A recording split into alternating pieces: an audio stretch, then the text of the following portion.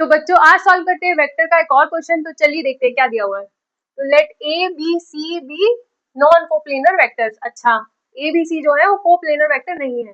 If the vector alpha beta and gamma, तीन vector और दिए हुए हैं जो ए बी सी के फॉर्म में लिखे हुए हैं, ए और बी और सी के फॉर्म में, और ये बताया दे आर कोप्लेनर। लैम्डा की वैल्यू क्या है इनमें से, तो चलिए इसको सॉल्व करते हैं। तो सबसे पहले तो आप ये देख रहे हैं कि अल्फा बीटा और गामा तीनों वेक्टर्स जो है वो एबीसी के फॉर्म में रिप्रेजेंटेड है। तो हमारे लिए बहुत इजी हो जाएगा अगर एबीसी के फॉर्म में हम एबीसी को बेसिस वेक्टर बना लें। तो वो बन सकता है, नहीं बन सकता है, कैसे हमें पता चलेगा? तो जो वेक्टर्स कोप्लेनर नहीं होते हैं वो बेसिस वेक्टर बन सकते हैं। तो यहाँ पे हमें दिया हुआ है कि ये कोप्लेनर नहीं है, तो ए बी सी क्योंकि कोप्लेनर नहीं है तो हम ये मान सकते हैं कि बेसिस वेक्टर है। अब बच्चों को नहीं पता है कि बेसिस वेक्टर क्या होता है। बेसिस वेक्टर बच्चों आई जे के कैप के टर्म्स में, जैसे हम एक्स वाई जेड प्लेन बनाते हैं तो उसमें आई कैप जे कैप, आई कैप एक्स एक्सिस के लॉन्ग, जे कैप वाई एक्सिस के लॉन्ग और जेड के कैप जेड एक्सिस के लॉन्ग होता है। वैसे ही हम किसी और नाम से भी ये वेक्टर्स बना सकते हैं, जैसे ए बी सी उसकी जगह पे, उसी को बेसिस वेक्टर बोलते हैं। तो हमने एबीसी को बेसिस वेक्टर बना लिया। अब हमारे पास है अल्फा बीटा गामा एबीसी के फॉर्म में। तो हमारे पास तीन वेक्टर हैं जो कोप्लेनर है। ठीक है, तो ध्यान से देखिए,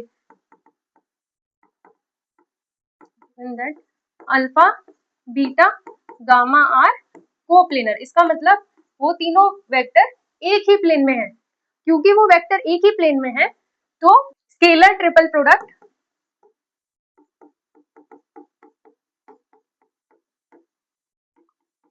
तीनों वेक्टर का 0 हो जाता है। ये वेक्टर की प्रॉपर्टी है। लेकिन हम इसको भी समझ लेते हैं, ये क्यों 0 हो जाता है, ये कैसे 0 हुआ, तो देखते हैं। तो सबसे पहले हमने ए बी सी के टर्म्स में एक प्लेन बना लिया। उसके बाद हमने क्या किया, अल्फा बीटा बना लिए। अल्फा वेक्टर, ये हो गया अल्फा वेक्टर, ये हो गया बीटा वेक्टर और ये हो गया गामा वेक्टर। ठीक है, हम रैंडमली कोई भी वेक्टर बना सकते हैं। अब मैंने बीटा और गामा का क्रॉस प्रोडक्ट लिया। ये दोनों वेक्टर थीटा एंगल पे है, तो इनका क्रॉस प्रोडक्ट क्या होगा? इनका क्रॉस प्रोडक्ट हमेशा नॉर्मल डायरेक्शन में होगा। इस बोर्ड परपेंडिकुलर होगा बोर्ड से। अगर ये बोर्ड प्लेन में ये वेक्टर है तो वो वेक्टर इसके परपेंडिकुलर आ जाएगा। और क्योंकि वो इसके परपेंडिकुलर आ गया, अब उसका और अल्फा का एंगल, चाहे अल्फा कहीं पे भी हो, उसका और अल्फा का एंगल हमेशा 90 डिग्री होगा। तो उस वेक्टर के साथ जब हम अल्फा का डॉट प्रोडक्ट लेंगे तो alpha dot that vector will be alpha का मैग्नीट्यूड, उस वेक्टर का magnitude of cos theta. Cos theta में हम 90 पुट करेंगे तो वो हो जाएगा 0। इसको सॉल्व करके भी देख लेते हैं। तो बीटा क्रॉस गामा हो गया बीटा गामा साइन थीटा और नॉर्मल, और alpha dot beta cross gamma हो गया alpha beta gamma sine theta cos phi. Cos phi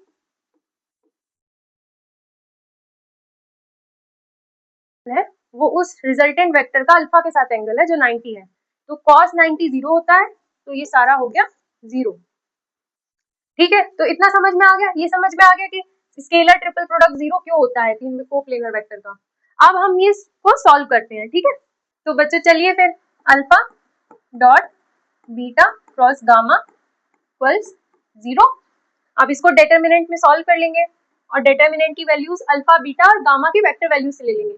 अब ए बी सी हमारे यूनिट बेसिस वेक्टर है, आई कैप जे कैप के कैप की तरह, तो हमें बस उसका कोफिशिएंट लेना है। तो ये हो गया 1 1 1 1 2 1 लैम्डा 1 2 इक्वल्स टू 0। आइए इसको सॉल्व कर लेते हैं। तो ये हो गया 1 2 1 1 2 minus 1 1 lambda 1 2 plus 1 1 lambda 2 1 equals to 0। तो ये हो गया 4 minus 1 3 minus 2 minus lambda plus 1 minus 2 lambda equals to 0। ये हो गया 3 minus 2 plus 1 2 lambda minus 2 lambda minus lambda equal to 0। तो लैम्डा हो गया 2। तो लैम्डा की वैल्यू आ गई हमारी 2। तो इसमें सही आंसर है ए। तो ऐसे ही और वेक्टर के क्वेश्चन सॉल्व करेंगे अगली क्लास